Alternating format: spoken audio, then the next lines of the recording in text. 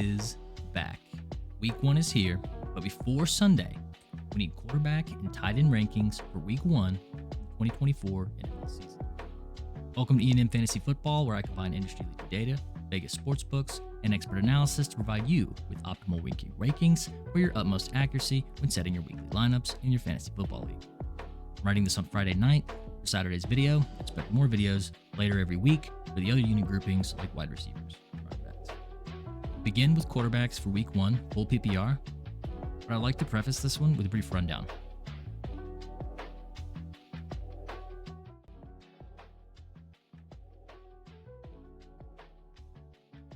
S tier is for the elite dual threats, the guys going over 270 totals with the help of their legs.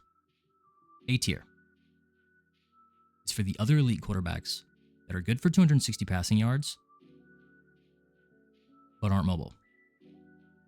B tier is the majority of the league, your average starters good for 240 to 250 passing. C tier is your below average sub 230 guys, and the last tier, well, if you're lucky, you're picking between S and B. With that out of the way, number 1 spot, the top 25 quarterbacks for Week 1, we have Josh Allen. He's a PPR king come Sunday, undisputed, 287.5 total yards, 1.5 tutties, and a rushing touchdown for his lines. He deserves to be in front with the largest projected performance. CJ Stroud is next. 273 passing yards for Stroud against the Colts, who were the league's worst team when defending the pass. My goodness. He could finish number 1 this week. Anthony Richardson's next. PPR scam continues. I don't care. He's only played a few games. Blah, blah, blah. Vegas has got him for 279.5 total. Our quarterback 2 and 3 face off with the third highest total of the week at 48.5 for the youngins. And to finish this tier, Kyler Murray. Short King returns. Sportsbooks have him for 230 passing and 30 rushing. So he's at the end of this tier, but he's still getting home plus 260. Doctors say he's 100%. I bet we get a ton of effort as he tries to keep up with Josh Allen against Buffalo. Start the next tier. These are our statues. Matt Stafford. Facing the Lions in the highest scoring game of the week at a monstrous 52 total, he's good for 275 yards, with this matchup cementing him at the 5 spot. And at 6, we have his opposition, Jared Goff. On the other side of the ball, they have Goffrey for 268.5 passing yards. He has the number 1 offensive line with the Lions versus the Aaron Donald-less Rams. So excited for this game. Tua Tagovailoa is next. 270 yards for the Dolphins quarterback. He faces the Jags on Sunday. Not as juicy as the other guys or even Goff's matchup, but he deserves to be the next in line with the second highest scoring total projected this week against the Jags. Jaden Daniels is next. Okay, young man. I see you. Vegas has Daniels for 260 passing and 40 rushing right out of the gate. Man wants to join the other top quarterbacks as the next PPR scam. I think you'll do it. And for the last guy in this tier, ErvinandM.com. ErvinandM.com is my company my best friend and I started in 2020. We literally make everything ourselves by hand. We have earrings, rings, necklaces, bracelets, tie clips, apparel, and more. Over a dozen curated gemstones and 100 handcrafted products. If you need a gift or something special for yourself, use the promo code in the description. Find something you love and buy it today. Now back to the video. And to start the next tier, Joe Burrow. 242 passing yards for Joe Cool, a.k.a. the rap god, a.k.a. Marshall Mathers, a.k.a. he's going to destroy the Patriots if he's got a leg to stand on. Trevor Lawrence is next. I'll be honest, his line is a bit high for me at 272 total yards. Sportsbooks included 20 yards rushing for the guy. I'm looking at a 250 passing, and that's good enough for the 10 spot this week. Caleb Williams is our next guy. And while we're at it, let's throw Dak in there at the 11 and 12. Caleb and Dak are tied at 11 and 12 with 244.5 passing yards each. I favor Caleb just a bit, given the Titans are a softer matchup than the Browns for Dickie Dak. Baker Mayfield's next. He faces Washington on Sunday. It's a low total. Vegas has got Baker for 246 passing line, and that's good enough to put him behind the top 11. Brock Purdy's next.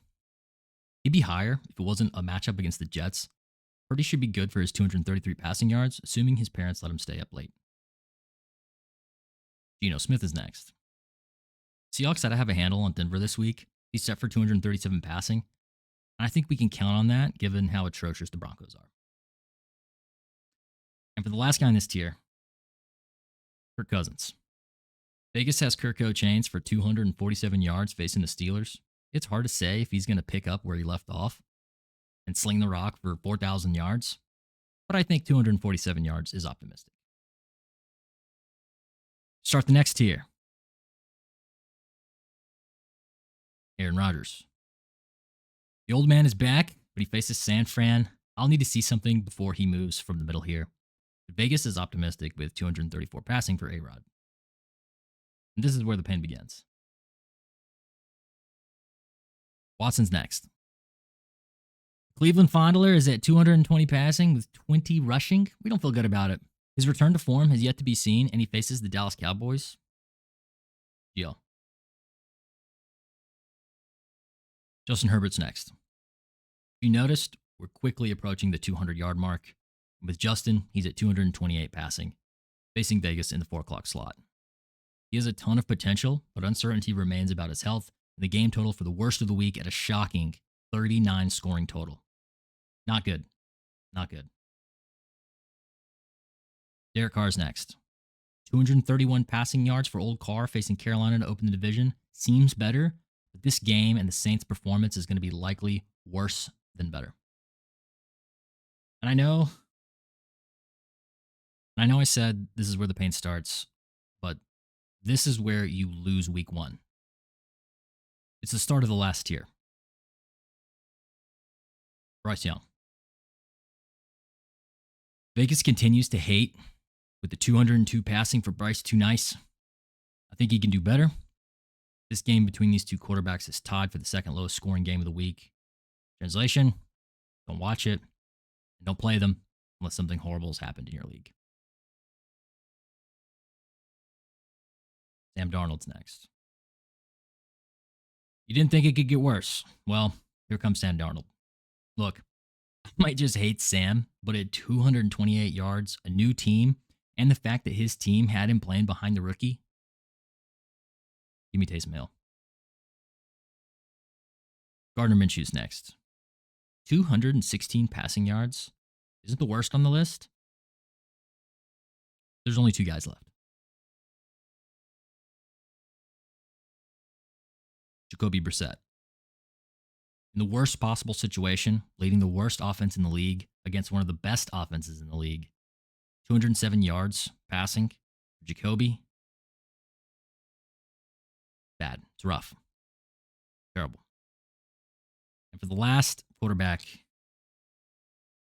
Bo Nix. I'm going to be brief. 200 passing yards. Terrible game total against Seattle. He's got no chance, respectfully. Throw up a prayer.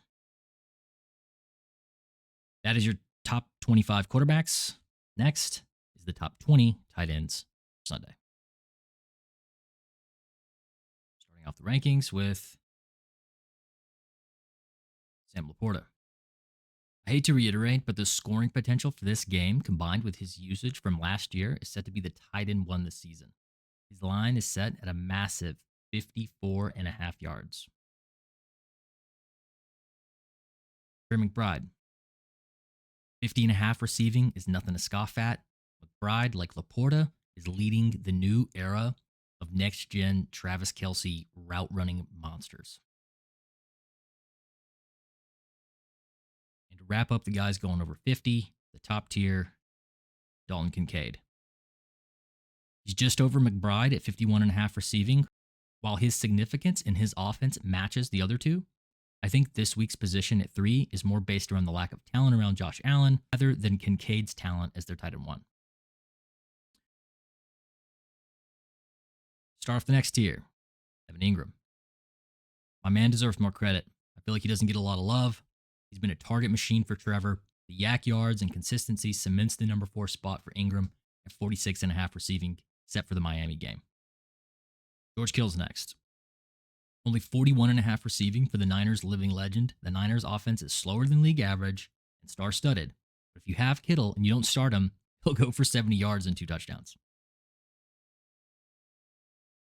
David Njoku. What's that smell? Is that your face on fire?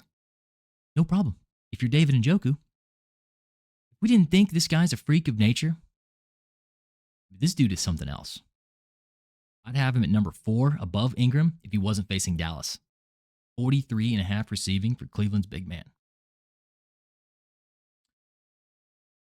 Jake Ferguson.